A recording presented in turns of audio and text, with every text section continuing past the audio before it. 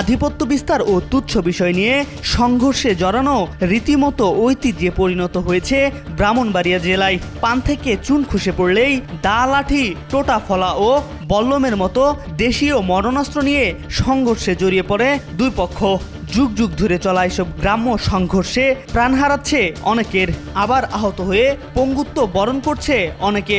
তবে শুধু দেশে নয়, এই জেলার প্রবাসীরাও নাকি বিদেশে ঘোষণা দিয়ে মারামারি করে সিলেট প্রবাসীদের সঙ্গে।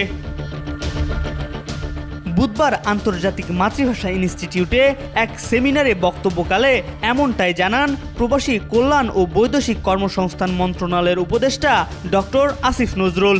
মধ্যপ্রাচ্যে অল্প কিছু বাংলাদেশির বাজে কাজের জন্যই বাকিরা সমস্যায় পড়ে বলে অভিযোগ করেন তিনি। তিনি বলেন, সৌদি আরবে একটি জায়গা আছে যেখানে কিছু বাংলাদেশি মাস্তান গিয়ে প্রবাসী শ্রমিকদের বাড়িতে ঢুকে ছিনতাই করে, এমনকি হাত কেটে ফেলার ঘটনাও ঘটে। এসব ঘটনা গুজব নয়, বরং বাস্তব। কিন্তু আফসোসের বিষয়, অনেকে পুলিশের কাছে যায় না, কারণ তারা জানে পুলিশ অভিযোগ পেলে নির্দোষ ও দোষী সবাইকে দেশে ফেরত পাঠিয়ে দেবে। আসিফ নজরুল বলেন, এমন কাজ কয়জন করে? হয়তো মাত্র 10 জন, কিন্তু এর খেসারত দিতে হয় হাজার হাজার নিরীহ প্রবাসীকে। একটা দেশে 10,000 মানুষ ভালোভাবে কাজ করলেও যদি 10 জন খারাপ কিছু করে, বিদেশিরা সেই খারাপটাকেই বেশি মনে রাখে। এভাবেই দেশের সুনাম ক্ষুণ্ণ হয়।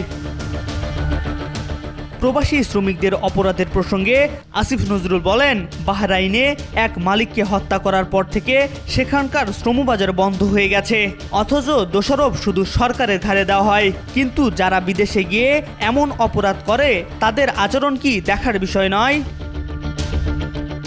দেশ ও পরিবারের ভাবমূর্তি রক্ষার্থে এসব বিষয়ে প্রবাসীদের সচেতন হওয়ার আহ্বান জানান ডক্টর আসিফ নজরুল।